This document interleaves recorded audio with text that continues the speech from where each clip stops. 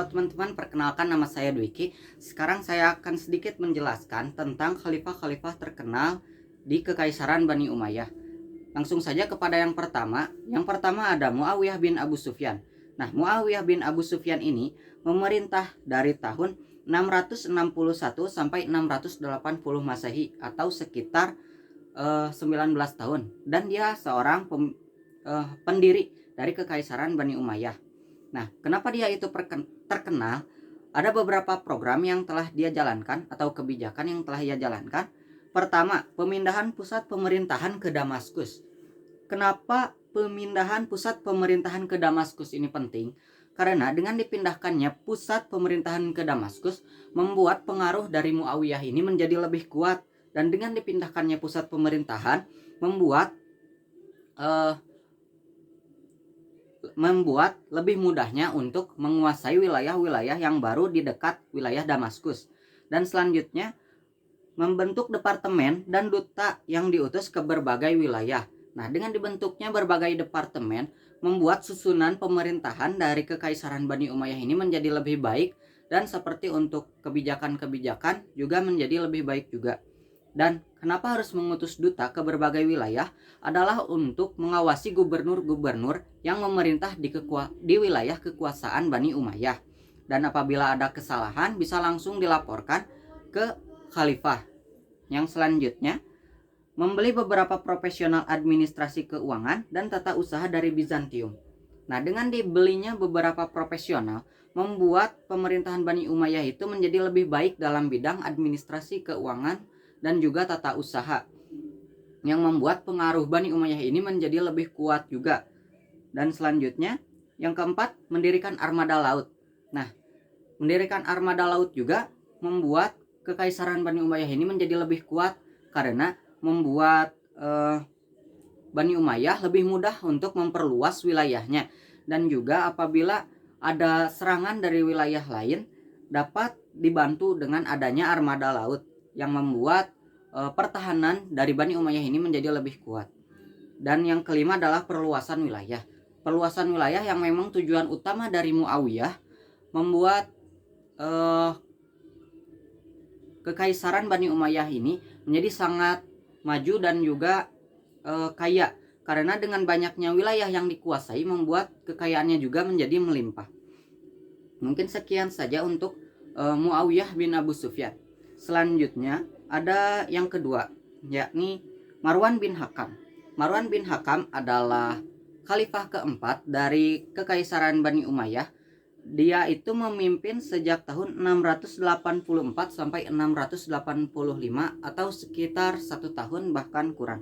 Nah, walaupun masa kepemimpinannya itu singkat, Marwan bin Hakam berhasil membuat dirinya menjadi salah satu khalifah yang terkenal dengan kebijakan-kebijakannya yang sangat berpengaruh pada zaman tersebut. Yang pertama, menerbitkan alat-alat takar dan timbangan. Nah, dengan ditetapkannya alat-alat takar dan timbangan membuat transparansi pada perjualbelian, membuat antara pembeli dan penjual menjadi lebih percaya dan kepercayaannya itu meningkat.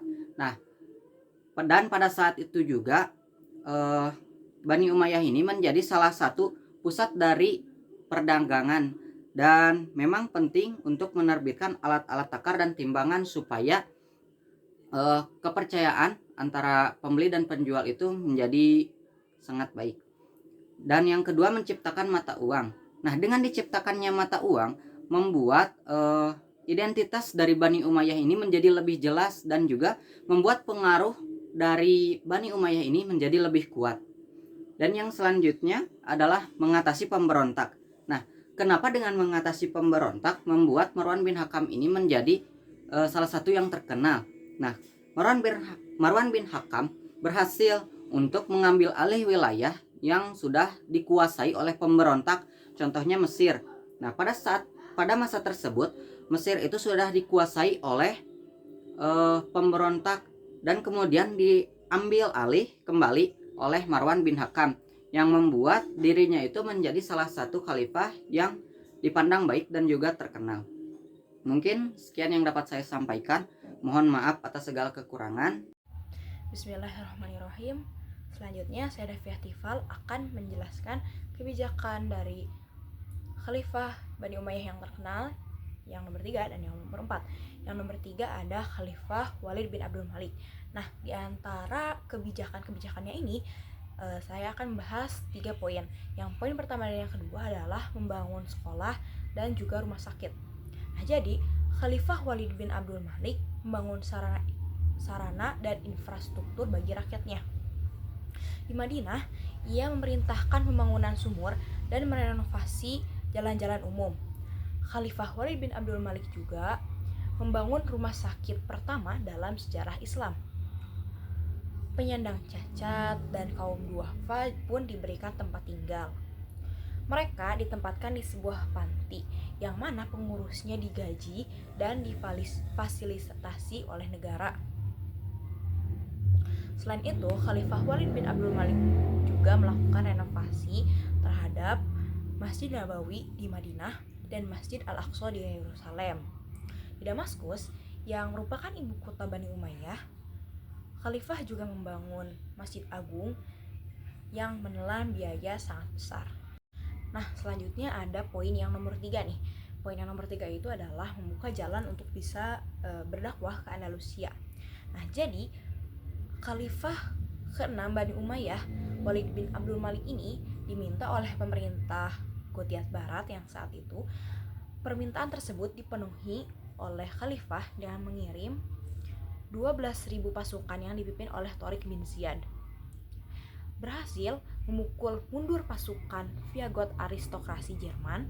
Dengan kemenangan tersebut, Tariq dan pemuka Islam lainnya diperbolehkan untuk berdakwah di Andalusia. Nah, selanjutnya kita beralih kepada Khalifah yang nomor 4, yaitu adalah Khalifah Umar bin Abdul Aziz. Nah, di antara semua kebijakannya saya akan membahas 3 kebijakan.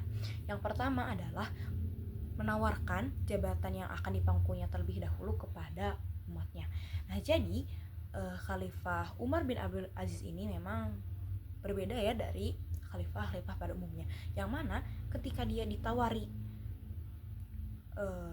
jabatan yang akan didudukinya saat itu, beliau akan menawarkannya dahulu kepada rakyatnya, tetapi saat itu rakyatnya lebih memilih Umar untuk menduduki jabatan tersebut. Nah, lalu ke kebijakan yang nomor 2. Yang nomor 2 ini adalah mengurangi kemiskinan. Nah, ketika Umar menjabat sebagai khalifah, di sini beliau berhasil menerapkan konsep welfare state, yaitu negara yang sejahtera, yang mana sulit ditemukan orang miskin ketika beliau menjabat. Nah, jadi bagaimana sih caranya?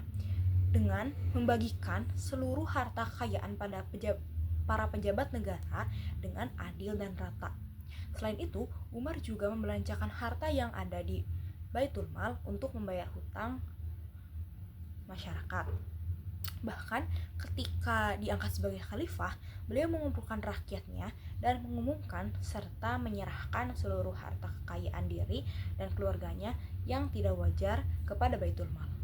Nah, jadi ketika pada masa Umar bin Abdul Aziz ini, sampai-sampai tidak ada warga yang mendapatkan zakat karena memang si ekonominya itu bagus seperti itu. Nah, lalu kebijakan yang ketiga adalah penyeleksian dan penulisan hadis, di mana Umar bin Abdul Aziz ini memberikan instruksi kepada gubernur Madinah yang saat itu menjabat untuk mengumpulkan dan menyeleksi hadis seperti itu. Alhamdulillah, materi yang saya dan Wiki sampaikan sudah selesai. Terima kasih untuk perhatiannya. Semoga bermanfaat bagi kita semua. Rabbana atina fid dunya hasanah wa fil akhirati hasanah wa qina azabannar. Wassalamualaikum warahmatullahi wabarakatuh. Terima kasih.